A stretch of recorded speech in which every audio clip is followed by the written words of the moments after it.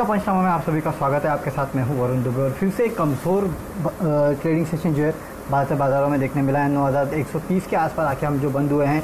आज का हाई 9180 के आसपास था और 9050 के आसपास आज का लो देखने मिला था।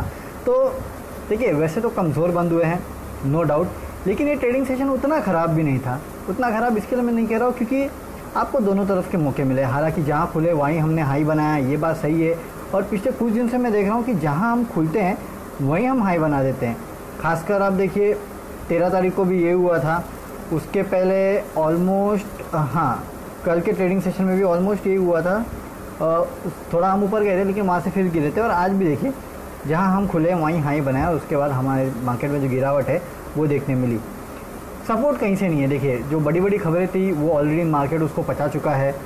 अब बचा क्या है? अब ऐसा कुछ खास तो बचा है नहीं जिससे आपको सपोर्ट मिलेगा। और 2 दिन की वैसे भी छुट्टी है, तो उसके पहले आप क्यों अपनी पोजीशन लेना चाहेंगे? और वही देखने मिला आज मार्केट। दोस्तों, अगर आप बाजार में ट्रेडिंग या निवेश करते हैं और अभी भी ब्रोकरेज के नाम पर अपने हज़ारों लाखों रुपए बर्बाद कर रहे हैं तो अब बदलिए और देश के सबसे अच्छे और भरोसेमंद ब्रोकर एंजल ब्रोकिंग के साथ में जुड़िए, जहां पर आपका ब्रोकरेज कुछ भी नहीं लगता है। ब्रोकरेज लगता है तो सिर्फ इंट्राडे ट्रेड में, वह भी सिर्फ 20 रुपये। तो लिंक डिस्क्रिप्शन में है, वहां पर जाकर आप अपना अकाउंट ओपन करा सकते हैं एंजल ब्रोकिंग से। मार्केट में कहीं ना कहीं मार्केट ने ऊपर जाने की कोशिश ज़रूर की है, लेकिन उसमें मार्केट सफल नहीं हुआ है, यह साफ दिखाई दे रहा है। और सबसे बड़ा प्रॉब्लम तो यहाँ बैंक निफ्टी का है। देखिए, इस पूरे हफ्ते अगर आप देखें, इस पूरे हफ्ते ने पीछे कुछ दिनों से अगर किसी ने प्रेशर बनाने का सबसे ज़्यादा काम किया है ना तो बैंक निफ्टी ने किया है। आज भी देखिए करीब 1.25% के आसपास की गिरावट जो है बैंक निफ्टी में देखने मिली। पूरे हफ्ते देखिए करीब 2.25% के आसपास की गिरावट जो है वो बैंक निफ्टी में देखने मिली है। पूरे महीने अगर आप देखें तो करीब 12.5% के आसपास की गिरावट जो है वो बैंक निफ्टी में ऑलरेडी आ चुकी है। तो इस तरह का प्रेशर जो है वो खासकर बैंक निफ्टी में देखने मिल रहा है। और बैंक निफ्टी से ही जितना प्रेशर है, मतलब ज़्यादा से ज़्यादा प्रेशर जो है वो मार्केट में आते हुए दिख रहा है। इसके लिए आप देख रहे हैं कि पूरे महीने में अब तक 7.25% के आसपास की गिरावट जो है पूरे निफ्टी में देखने मिली है। तो कहीं ना कहीं बैंक निफ्टी ज़्यादा प्रेशर बनाने का काम कर रहा है। कहीं सपोर्ट, किसी अच्छी पॉजिटिव न्यूज़ से सपोर्ट भारतीय बाजारों को मिल नहीं रहा है। और उसी का रीज़न है कि हम कहीं ना कहीं जहाँ खुलते हैं वहीं हाई बनाते हैं और उसी के बाद वापस मार्केट गिर जाता है। और लेवल्स हमने आपको पहले से ही बताए थे, 9200 ऊपर के स्तर बताए थे और 9000 के आसपास आपको सपोर्ट मिलेगा। 9100 इनफैक्ट मैंने कहा था कि आपको अच्छा सपोर्ट मिलता हुआ दिखाई देगा। हालांकि लो अगर आप देखें तो उसको तोड़ के निकल गए हम, ठीक है, बट उसके ऊपर बंद हुए हैं तो एक राहत की बात है। लेकिन हाँ, कमज़ोरी मार्केट में अभी भी देखने मिल रही है। तो ऐसा कुछ नहीं है कि जो मुझे ये मानने पर मजबूर करे कि शायद मंडे को आपको तेज़ी देखने मिलेगी। हो सकता है जो दबाव का सिलसिला आगे भी जारी रहेगा। हालांकि 2 दिन बाकी है। देखिए लॉकडाउन के ऊपर क्या निकल के आता है, कहाँ कहाँ कैसे कैसे लॉकडाउन रहेगा, इसके बाद यूएस से, ग्लोबल मार्केट से कैसे संकेत निकल के आते हैं, इन सब के ऊपर हम मंडे को चर्चा करेंगे। फिलहाल तो कुछ देखने मिल नहीं रहा है। चलिए सवाल जवाब का सिलसिला शुरू करते हैं। पिंकेश पटेल पूछ रहे हैं एक्सिस बैंक। देखिए पिंकेश जी, एक समय तक कि एक्सिस बैंक बहुतों का फेवरेट काउंटर था, मेरा भी एक अच्छा फेवरेट पसंदीदा काउंटर था। मुझे लगा नहीं था कि इस तरह की पिटाई इस काउंटर में देखने मिलेगी, लेकिन आज देखिए 380 के आसपास जो है वो ट्रेड कर रहा है। मुझे इस काउंटर के लेवल्स बहुत अच्छे लगते हैं, नो डाउट। लेवल्स इस काउंटर के अच्छे हैं, सब कुछ ठीक है, लेकिन इस काउंटर की अपनी ही दिक्कतें सामने अब कभी कहीं निकल के आ रही है।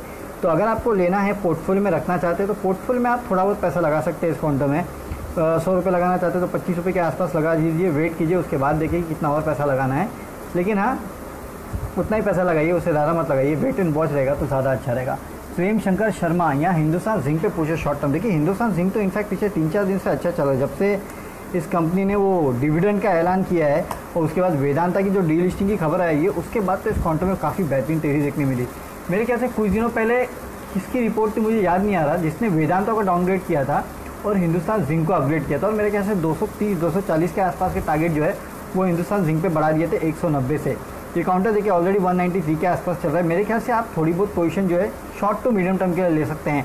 हालांकि याद रखिए मंडे को वेदांता की बोर्ड बैठक है डीलिस्टिंग के ऊपर।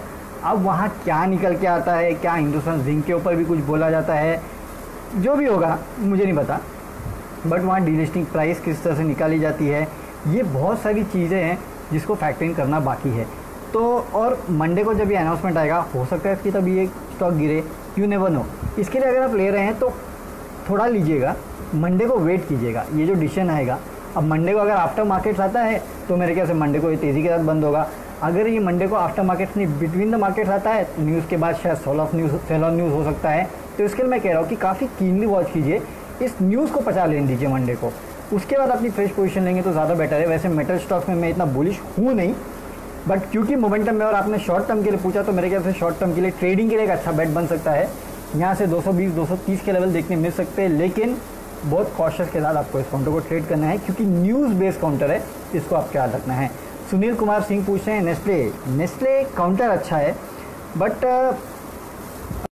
कुछ रिपोर्ट्स अब ऐसे सजेस्ट कर रही है कि आपको शायद नेस्ले से शिफ्ट होके ब्रिटानिया में आ जाना चाहिए, कुछ रिपोर्ट्स ऐसे कह रही है। बट यार अगर आप प्रोडक्ट देखें, एक तो सबसे बड़ी प्रॉब्लम ये है कि मैगी के प्रोडक्ट्स नहीं मिल रहे, नेस्ले के प्रोडक्ट्स नहीं मिल रहे। मैं भी गया था बीच में शॉप पे, जो हमारे यहाँ सोसाइटीज़ में आ रहे हैं शॉप वाले प्रोडक्ट्स ले लेके अपने, उनमें उनके पास नेस्ले के प्रोडक्ट्स नहीं है। प्रॉब्लम ये है, अब वो कह रहे हैं कि नेस्ले के प्रोडक्ट्स शायद आ नहीं रहे, और काफ़ी सारे और भी लोगों से मैंने चैनल चेक किया तो वो यही कह रहे कि शायद नेस्ले के प्रोडक्ट्स मिल नहीं रहे हैं।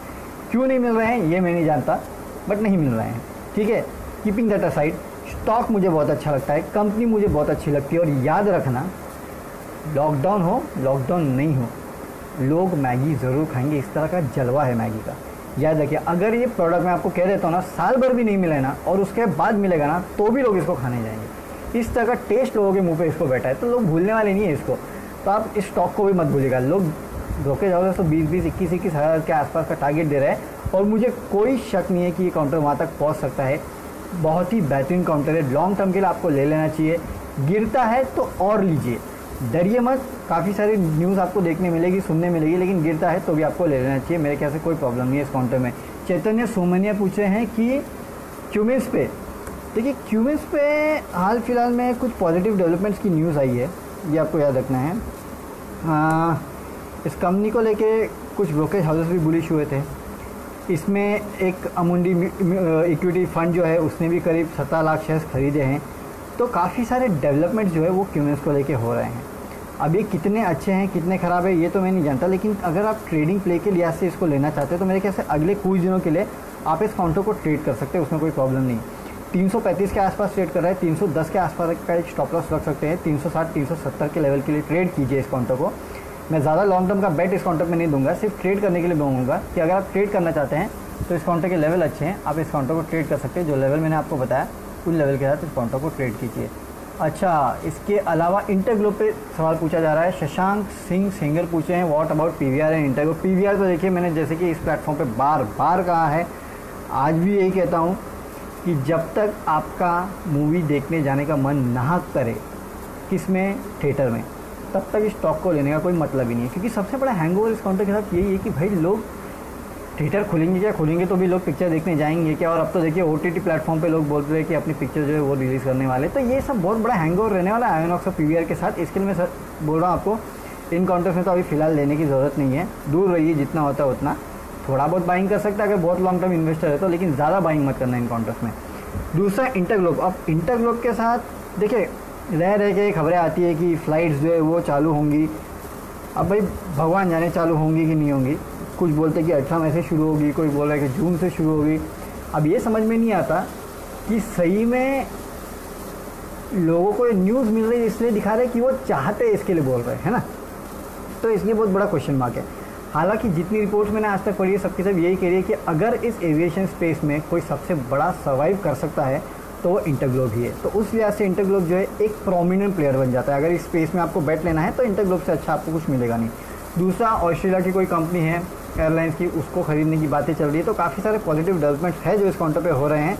980 के आसपास ये काउंटर ट्रेड कर रहा है। मेरे ख्याल से 1000 रुपये के आसपास तक के ट्रेड के लिए इनिशियली आप इसको काउंटर को ट्रेड कर सकते हैं। वो एक इंपॉर्टेंट रेजिस्टेंस है, उसको अगर पार कर लेता है काउंटर तो आपको 1100-1200 के आसपास जाते हुए दिखाई दे सकता है। तो 1000 के लेवल के लिए रुकिए, एक बार उसको क्रॉस कर ले डिसाइसिवली और क्लोजिंग दे दे, उसके बाद मेरे ख्याल से आप इस काउंटर को 100-200 रुपये के और अपसाइड के लिए प्ले कर सकते हैं। फिलहाल की स्थिति में काउंटर ठीक चल रहा है, इसके लिए मैं आपसे कह रहा हूँ। उससे ज़्यादा कोई ज़्यादा ही कुछ ऐसा है नहीं कि मुझे एविएशन पसंद है, नहीं एविएशन मुझे अभी भी पसंद नहीं है, इसके लिए कह रहा हूँ। यूनाइटेड स्पिरिट्स पे अनंत टेलर पूछते हैं व्यू चाहिए। देखिए यूनाइटेड स्पिरिट्स की काउंटर है तो अच्छा, और अब तो देखिए धीरे धीरे करके सबके सब जो बियर शॉप्स है या लिकर शॉप्स है उसको खोलने की बातें कर रहे हैं। ऑलरेडी काउंटर जो है 540 के आसपास सेट कर रहे हैं, लेकिन ये काउंटर थोड़ा सुस्ता टाइप है। ये चलता है 500 550 के बीच में ही चलता रहता है। काफ़ी लंबे समय से मैं देख रहा हूँ ये काउंटर इसी लेवल के आसपास ट्रेड कर रहा है। 600 का जो लेवल है उसको ये ढंग से क्रॉस नहीं कर पा रहा, कर भी रहा है तो उस लेवल पे टिक नहीं पा रहा है वहाँ। देखिए पिछले 1 महीने से ऐसे ही ट्रेड चल रहा है। हाँ, इनफैक्ट अगर आप देखें मार्च के बाद से अब तक इसने 600 का लेवल क्रॉस नहीं किया है और ऑलरेडी 544 के आसपास आ गया है ना। तो यहाँ से ये कितना जाएगा, ये जा के अगर 570 के आसपास जा सकता है। तो यहाँ से 20-30 रुपये के आसपास का अपसाइड अभी भी इस काउंटर में है। अगर उसको क्रॉस कर लेगा तो शायद 570 को क्रॉस करने के बाद ये 600 के तौर और लेवल्स पे छूते हुए दिखाई देगा।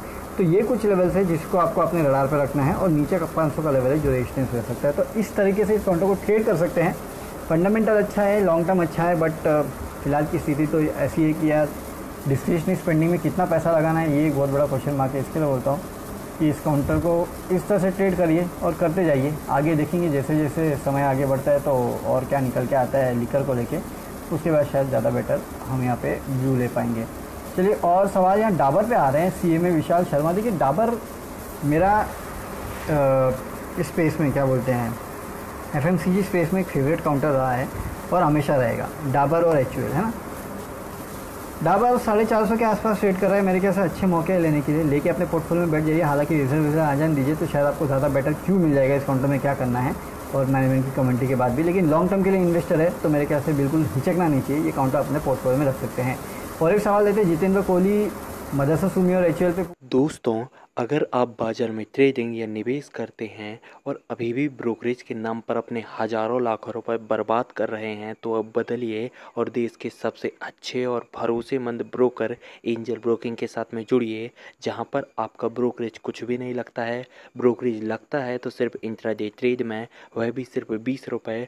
तो लिंक डिस्क्रिप्शन में है, वहां पर जाकर आप अपना अकाउंट ओपन करा सकते हैं एंजल ब्रोकिंग से। पूछे HUL तो मैं हमेशा कहता हूँ कि जितनी गिरावट हो उतना इस काउंटर को खरीदना चाहिए।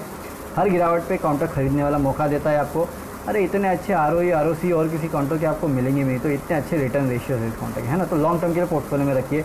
जहाँ तक मदरसन सुमी का सवाल है, देखिए मदरसन सुमी लॉन्ग टर्म के लिए तो मैं बोलूँगा नहीं रखने के लिए, लेकिन एक मोमेंटम प्ले है। इस मोमेंटम को चाहिए तो आप ट्रेड कर सकते हैं। पिछले 2-3 दिनों में अच्छे खासे वॉल्यूम जो है वो इस काउंटर में देखने मिल रहे हैं और मेरे ख्याल से ये जो वॉल्यूम है इस काउंटर को थोड़ा और आगे बढ़ा सकते हैं। 75 के स्टॉप लॉस के साथ 95 के आसपास के लेवल के लिए आप इसको ट्रेड कर सकते हैं। लेकिन हाँ, ट्रेड करना, और ये एक ऐसा काउंटर है जिसमें आपको काफ़ी कॉशियसली और स्टॉप लॉस रख के ट्रेड करना पड़ेगा, नहीं तो आप दिक्कत में भी आ सकते हैं। ये स्टॉक कभी भी कितना भी गिर सकता है, इसके लिए मैं बोला कि थोड़ा ध्यान से ट्रेड करना। चलिए क्या चाहिए, मंडे को आपके साथ फिर जुड़ेंगे इसी प्लेटफॉर्म पे और जुड़ेगा हमारे साथ 4 बजे FM साहिबा क्या बताने वाली है आज, कल, परसों, ये सब हम आपको बताएंगे। लक्ष्मण ने ऑलरेडी आपको बता ही दिया है कि क्या बोलने वाली है और कल आपने इसका एक एग्जांपल देख ही लिया कि कैसे कल जो उन्होंने बताया था वही हूबहू फाइनेंस मिनिस्टर ने शाम को 4 बजे बताया। और इनफैक्ट कुछ बातें तो लक्ष्मण आपको 1 हफ्ते पहले बता चुके थे इस तरह के सोर्सेस हैं उनके। तो वैसे तो हम आपको पहले ही बता चुके हैं, लेकिन हाँ, FM की पेटा के लिए प्रेस कॉन्फ्रेंस के लिए CNBC आवाज़ के साथ जुड़िए। आपको एक एक बारीकियाँ बताएंगे और ये भी समझाएंगे कि उसका मतलब क्या है, स्टॉक मार्केट पे उसका क्या इंपैक्ट होने वाला है। मंडे सुबह हमारे साथ जुड़िए, आपको बताएंगे ग्लोबल मार्केट कैसे ट्रेड कर रहे हैं और आपको भारतीय बाजारों को कैसे ट्रेड करना है। और हमारे साथ इसी समय जुड़िएगा मंडे को, तो आपको आपके जो बच्चे कुछ सवाल है उनका जवाब भी देंगे। तब तक के लिए see you and goodbye and have a happy weekend.